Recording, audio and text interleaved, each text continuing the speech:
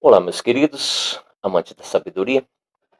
Já estudamos em vários momentos as principais civilizações que se destacaram na Antiguidade Oriental.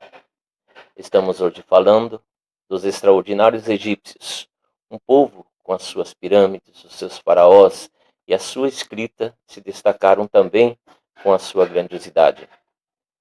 Na frase "o Egito é uma dádiva do Nilo", para muitos historiadores, revelaria uma certa inveja dos gregos em relação a essa grande civilização que antecedeu tanto os romanos quanto os gregos.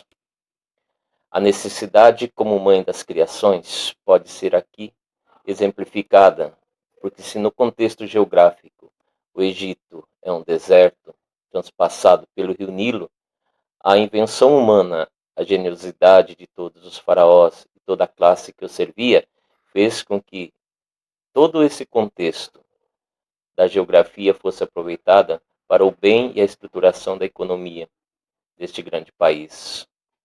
A organização política do Egito, desde os nomos, a partir do momento que pequenos grupos às margens do rio Nilo enfrentavam suas dificuldades, até a centralização política dos faraós, destacando-se o faraó Menés como o primeiro dos faraós e unificador.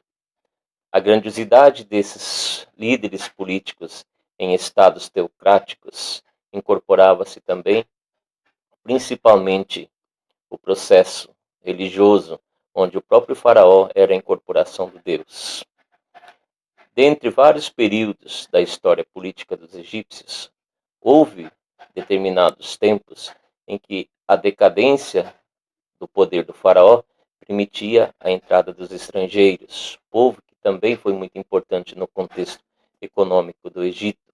Esses estrangeiros eram conhecidos como Ixos, e destacamos aqui a entrada dos hebreus, que devido à fragilidade do contexto geográfico vivido por este povo na sua região, a terra prometida, Abraão, Palestina, migraram para este país e depois da centralização novamente do poder do faraó, transformaram-se em escravos. Moisés, que era amigo do faraó, que várias vezes tentou libertar este povo, para alguns momentos, este povo ele era importante no contexto econômico do Egito. E aí se tem a necessidade do Egito mesmo em necessitar desse povo para o processo da sua produção econômica.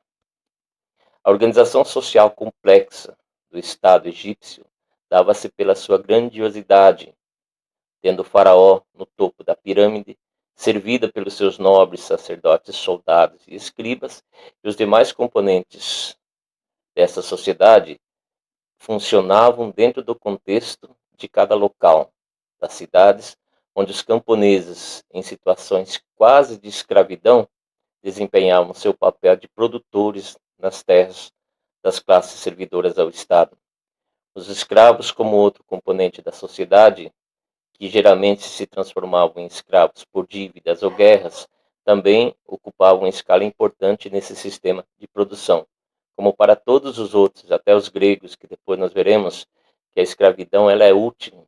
Por quê? Porque precisa-se de trabalhadores para que outras classes sociais possam se dedicar a outro tipo de atividades, geralmente ligado ao Estado. De um povo em trabalho, sempre dentro do contexto. Quando não havia o período da produtividade egípcia, o faraó poderia recrutar homens e mulheres para a construção de grandes obras. E o exemplo mais clássico está na construção das pirâmides egípcias. A importância da religião também era fundamental. Primeiro, em seu estado de legitimação teocrática, onde o faraó, no período da sua coroação, recebia o espírito de Horus como deus principal e passava a ser o representante dele na terra, até o processo da mumificação, onde o corpo precisava ser conservado, porque acreditava-se, por exemplo, que a vida não acabaria e que o processo de reencarnação aconteceria. E quando o espírito voltasse, ele precisava do seu corpo.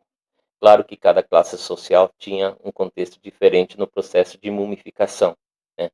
A dos faraós, que poderia durar 40 dias, porque era esse o corpo que precisava ser melhor conservado, para que depois, nesse processo das múmias, onde os corpos eram identificados, poderia-se perceber também que esse era uma pessoa diferente, que não era um comum, né?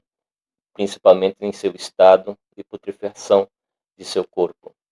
As escritas egípcias que nós temos de acordo para cada camada social, com destaque para os hieróglifos, que somente foi conseguido a sua tradução no período de Napoleão, outro grande personagem da história, que muitas vezes nós não o conhecemos dentro do seu contexto de cultura, que também invadiu o Egito, que levava consigo uma classe de cientistas e estudiosos, e conseguiram encontrar a Pedra de Roseta, que até esse período o Egito ainda não tinha sido decifrado completamente.